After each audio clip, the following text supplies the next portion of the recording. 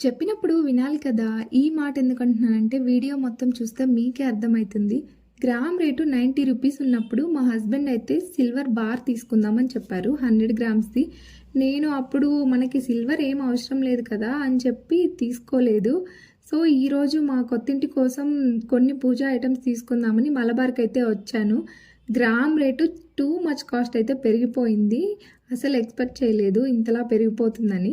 ఏం చేస్తాం, దేనికైనా టైం రావాలి. సో ఇప్పుడు అకేషన్ కూడా వచ్చిందని చెప్పి కొన్ని ఐటమ్స్ అయితే తీసుకుంటున్నాను.